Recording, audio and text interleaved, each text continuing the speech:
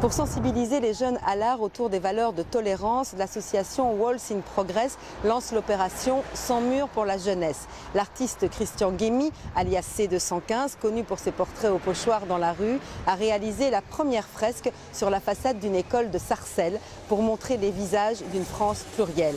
Mathilde de Guénégan. C'est une fresque citoyenne monumentale, 300 mètres carrés réalisée en à peine 3 jours. Elle recouvre désormais le mur d'accueil de l'école Pauline-Pierre Gomard, en plein cœur de Sarcelles. 27 portraits d'écoliers peints au pochoir par le street artiste C215. Ces deux jeunes gens, en fait, ce sont des frères et sœurs.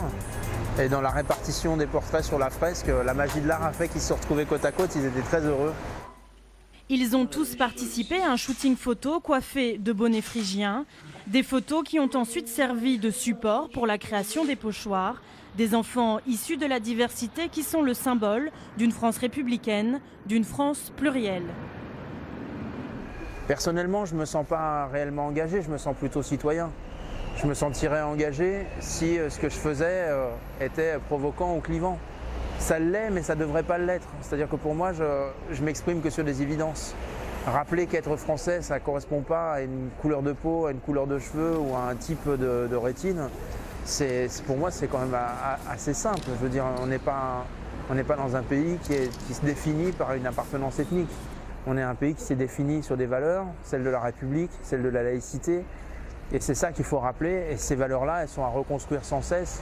Elles sont à reproposer sans cesse à chacun des citoyens de ce pays. Donc, je les ai tous peints de la même couleur pour montrer qu'en fait, la couleur n'était pas le propos de la fresque, la couleur de peau en particulier. Ils sont tous égaux, ils ont tous la même couleur et ils s'intègrent tous dans les couleurs de la République en fait. Une fresque tricolore qui véhicule les valeurs de la République, liberté, égalité, fraternité, auxquelles s'ajoute la laïcité. Ça représente liberté, égalité, laïcité. Fraternité, la laïcité c'est juste on est tous les pareils. religions, voilà. Mais c'est pas le plus important, c'est la liberté, égalité et fraternité. Laïcité aussi. Pour l'inauguration, les écoliers étaient réunis au pied de la fresque, portant tous fièrement des t-shirts bleu, blanc, rouge. Une fois le ruban coupé, ils se sont tous précipités autour de l'artiste pour récupérer un bout de ce cordon tricolore. C'est bénéfique pour tout le monde. C'est une œuvre d'art au cœur d'un grand ensemble, et donc c'est-à-dire que ces populations ont aussi accès à l'art comme les autres, mais à travers l'art, comme c'est souvent le cas, il y a aussi un message qui est passé. C'est le visage de la France d'aujourd'hui dans certains quartiers, mais c'est aussi montrer que dans ces quartiers-là, les enfants aiment leur drapeau, aiment la République et aiment la France, aiment leur pays. Parce qu'on a trop le sentiment qui est diffusé un peu partout de dire qu'en fait, dans ces quartiers-là, la jeunesse n'aimerait pas la France. Ce n'est pas le cas.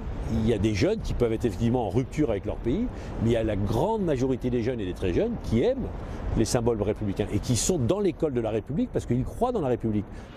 Cette fresque tricolore est le premier projet de l'opération Sans mur pour la jeunesse, menée par l'association Walls in Progress. Sans mur pour la jeunesse, c'est un projet d'art urbain national qui donne dans 100 villes accès à la culture pour tous, avec des valeurs qui sont républicaines, de citoyenneté, de bien vivre ensemble et de respect. Mais tous les murs ne seront pas comme derrière moi aux couleurs de la République. Chaque ville a une histoire à raconter. On est en train de créer un musée à ciel ouvert dans 100 villes et dans 100 quartiers. Cette œuvre, ils vont la garder et ils se sont déjà appropriés cette œuvre.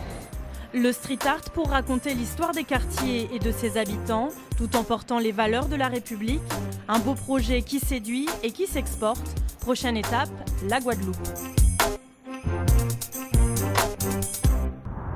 La musique